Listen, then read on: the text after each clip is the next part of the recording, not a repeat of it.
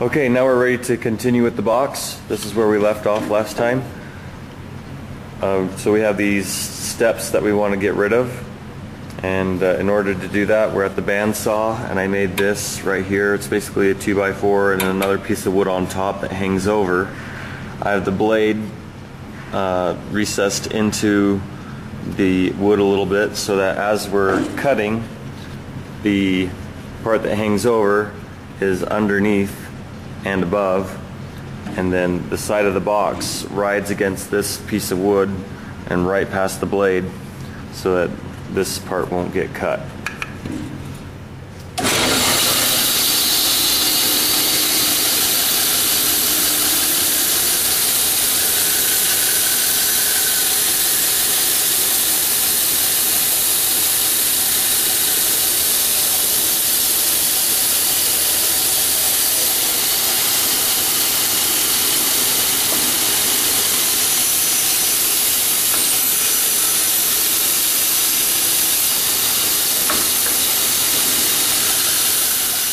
Okay, so as you're cutting, just keep going, and as the pieces fall off, they'll be underneath and above, but just keep cutting, and the new cuts will push out the old pieces. Don't try to clear it out with your fingers.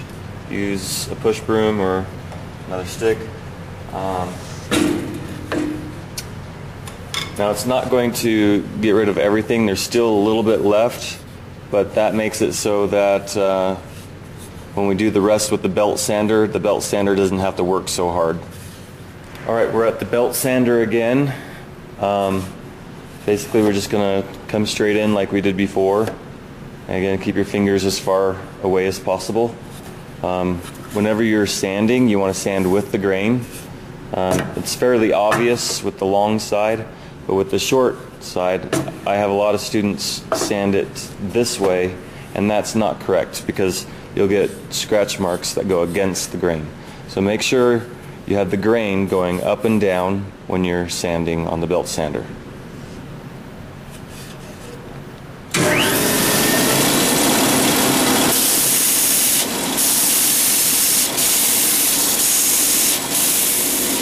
So keep going until everything is flush. Don't go too far because you can sand through this piece of wood here. Just go until everything is flush. Another thing to look at is to look right on the edge. Make sure that you get rid of all the glue. So if you still see glue, like you see a little bit of glue here and a little bit of glue there, then you might want to keep going. Or you can sand that off later with a hand sander. Alright, I've finished on the belt sander. I got rid of all the steps. Make sure you check for glue. Keep going until glue is gone. And make sure it's still square. Don't sand too much off. So if you sand too far, you'll definitely notice it on the ends because they'll get really skinny. Now we're ready for sanding. I always like to sand on top of carpet, and that's because if there's glue on the table and you put your project down and then sand, you'll get the glue embedded into your box, and then you just ruin that side. Okay, this is the sander right here. And on every single one of the cords, I've put the key. It's zip tied on there, and we use that key to open and close the clamps on the side. So it just goes inside like that, and then pop it open. Okay. Otherwise, it's a kind of a two-man job if you want to push on these. All right. So I got 3 grits of sandpaper. I'm going to start out with 120, then I'm going to skip up to 180, and then finish off with 220. If you want to, you can go higher, but this should be enough right here. Okay, so we'll start with the 120, and if you look at this, this was torn from a bigger sheet of paper, so I get 4 of these out of one sheet. And as we tear it, you can get a rough edge here and here. So on this we have 2 rough edges and 2 really nice factory edges. And putting this into the sander can be a challenge sometimes.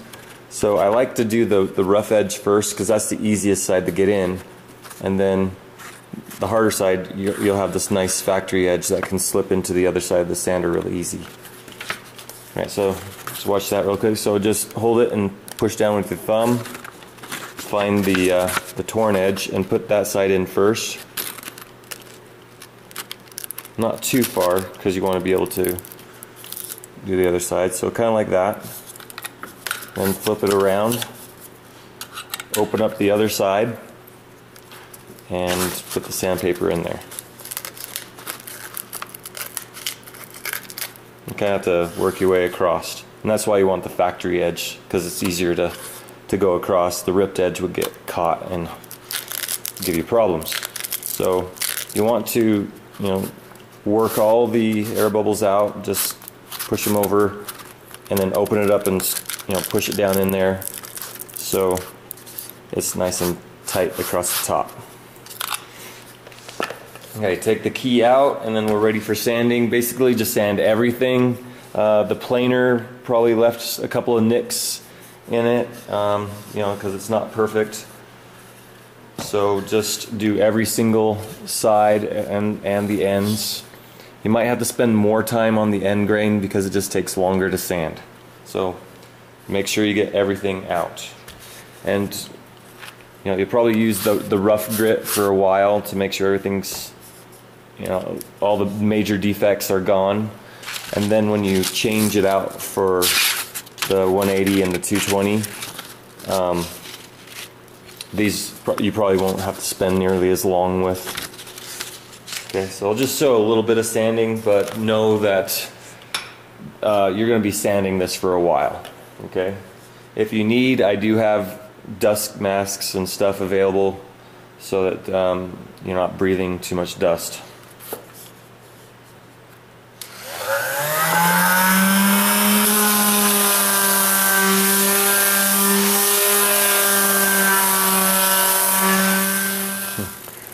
You want to keep it moving, but not like super fast. It's making little circles. It's vibrating around in circles. So if you don't go down to the higher grits, this will actually leave little tiny, like the sandpaper in the middle here, will leave little tiny circles all over your box, little tiny circle scratches, and you won't see it until you stain it or look really close later. So make sure you use all the grits. If you want to soften up the corners a little bit, you can rock the sander over the corner. I just do it on, let's say this is the top and the bottom, just do it on these corners because we're going to use a router and decorate the top and the bottom anyway, so don't worry about the top and the bottom corners unless you're planning on leaving this square and you just want to round it a little bit.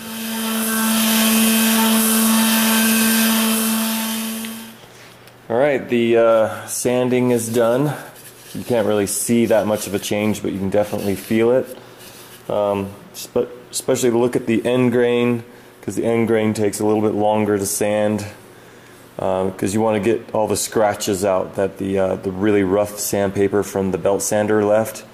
Really look at that and make sure those are really nice and scratch free. Alright, we're here at the router again.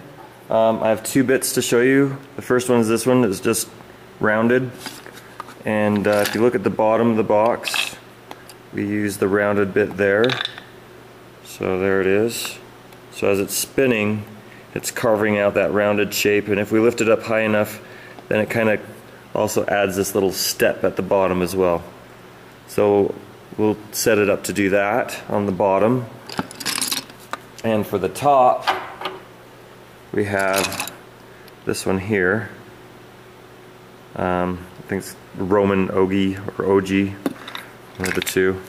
And see how it adds the step and then a little double curve to it right there. So it's a little bit more fancy, so usually people like this on the top and then the other one on the bottom. Some students will just do the Roman on the top and leave the bottom square, or just do the round on the top, or round on both. There's lots of different combinations you could do. Some people just do the sides and leave this edge square.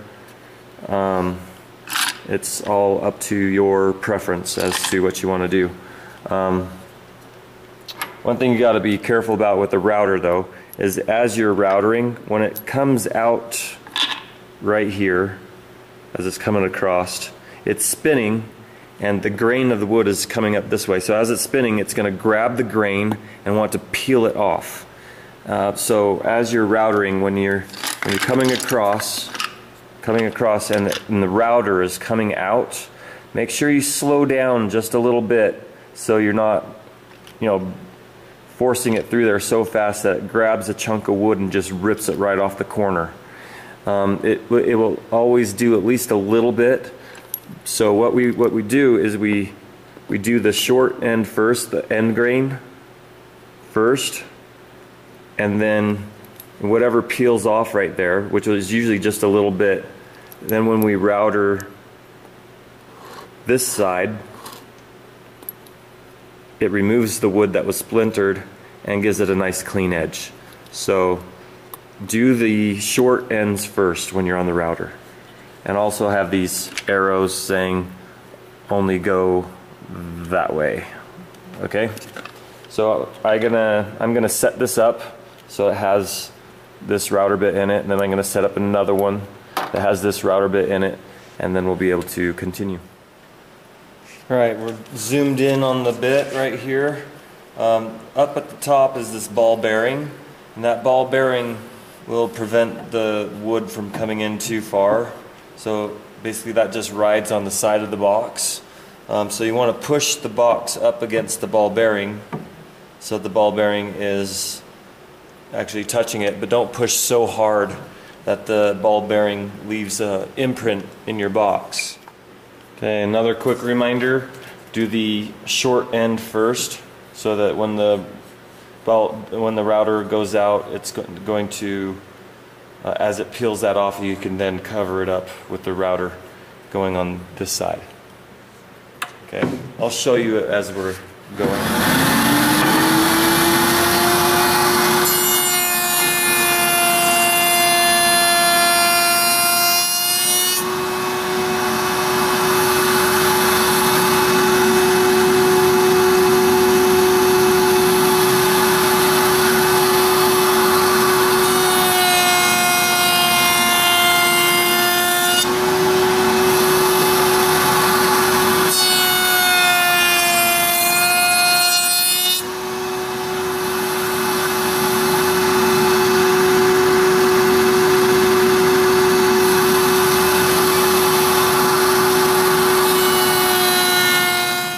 Okay, so as you can see, that was fairly easy.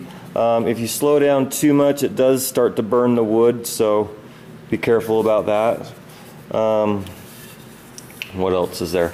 Oh, okay, so as we're coming across the router, make sure that you keep the same side down. I wanted this to be the top because I like the look of this knot right here more than just a little tiny knot in the middle.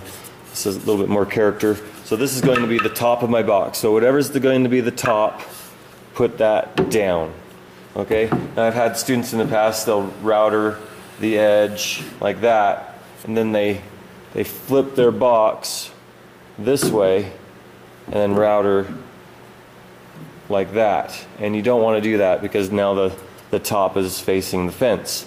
So always keep the top of the box down when you're doing this, and then when you're doing the bottom, always keep the bottom down.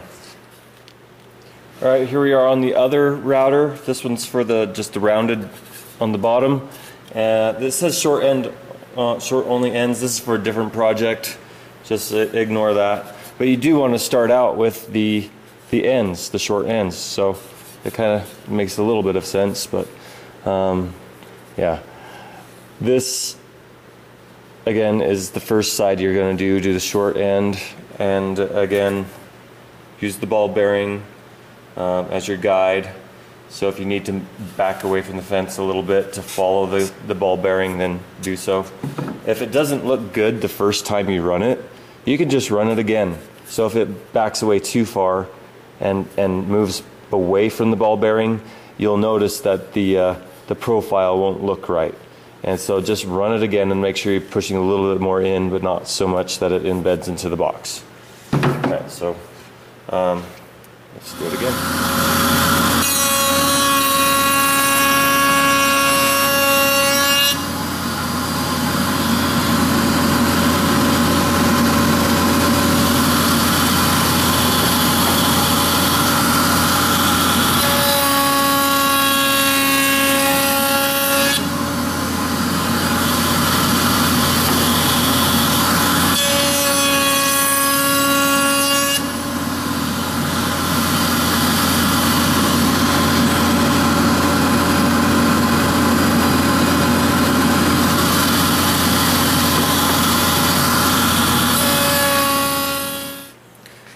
Okay, so now we are ready for a little bit of touch-up sanding. The router, when it was going, left some of these, little splinters and fuzzies that are hanging off the edge. So you can use one of these sponge sanders, so it can adjust to the profile. I don't know if you can see that, it kind of just forms to it. That way you can sand it and make it look good where we routered. Don't do it too much because it'll get rid of the profile slowly. But just a little bit for touch-up purposes. If you want to hand sand anything with the 220 or higher grit to do any touch-ups, now is the time to do it.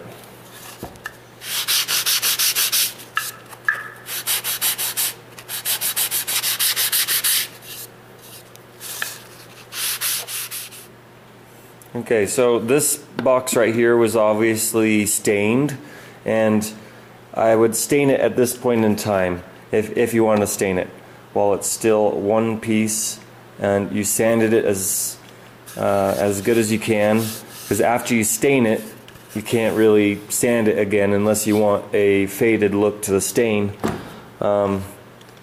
So because I have some people that'll stain it and then just sand the corners to lighten up the corners and give it kind of a highlighted edge effect after they've stained it. So this one was stained, and it was done before it was cut, because you can see that on the inside it's not stained.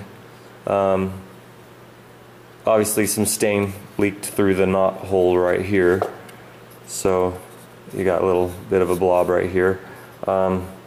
So if you wanted to have it dark on the inside too, you can do that, but wherever there's glue, the stain won't color the same.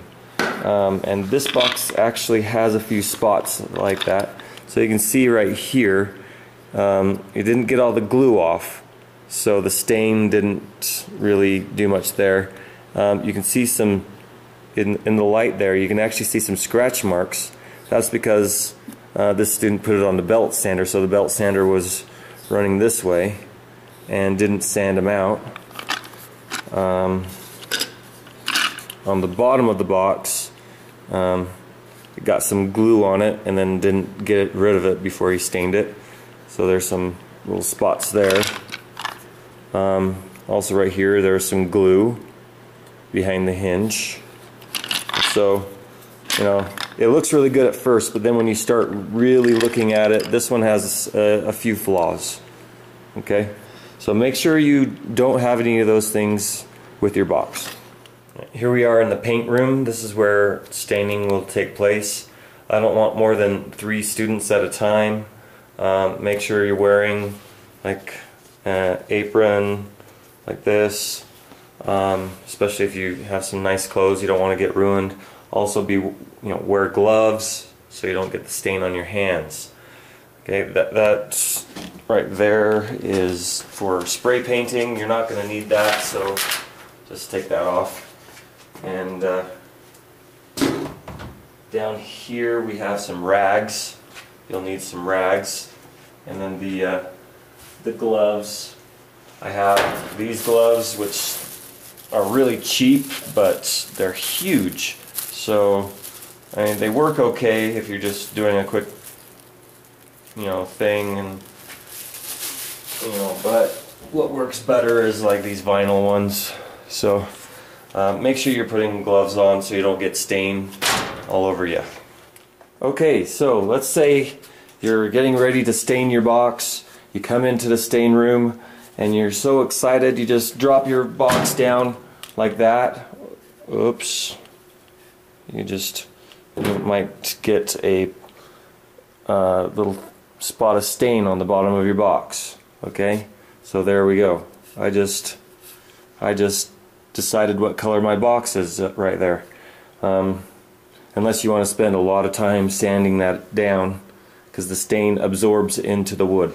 So be careful when you come in here. Also, due to the fact that we have 2 students per locker, and let's say you just barely stained your box and you go to put it away and you put it on top of your locker mate's box, and theirs hadn't been stained yet, and some of the stain transfers from yours to theirs. Just be careful so that we don't accidentally put stain on other people's boxes that don't want it. Okay? Especially if they're going to do the iron transferring color pictures onto the wood. I'm not going to do that with this box because I've already done a video on that. This one I'm going to stain this color. This is can't really read it, but it says red mahogany. Okay, so what I'm going to do is I'm going to take one of these rags and just going to dip a little bit of it into the stain, so not a lot of it, just the corner, and then I'm going to wipe that all over the box. Okay, as soon as it starts running out, then I'll dip it again and just keep going. Okay, basically what you want to do is just get it dark everywhere.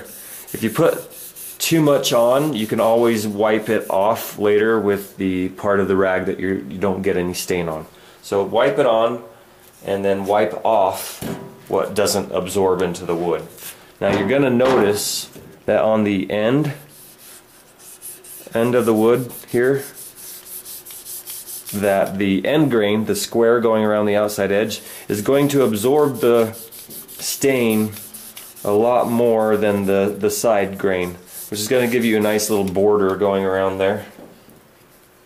Okay, make sure you get into the grooves and take your time and make it look nice.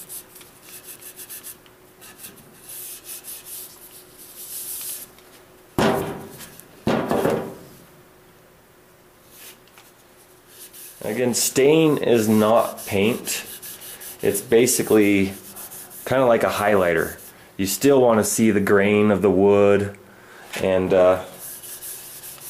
stuff like that, but you don't want to put it on so thick that you can't see that stuff anymore. I had a student try to do that and it was all sticky for a long time. Alright, I'm done putting the stain on the box. What we can do, during the class period, if you're the first one to use this, you can put that rag with the stain and put the lid on it still, so that the next person can use the same rag.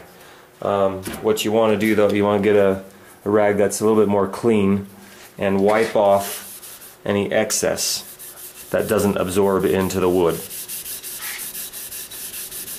So wipe the whole thing again to get it clean. Again, try to get into the grooves and wipe off as much as you can. Alright, now the box is done.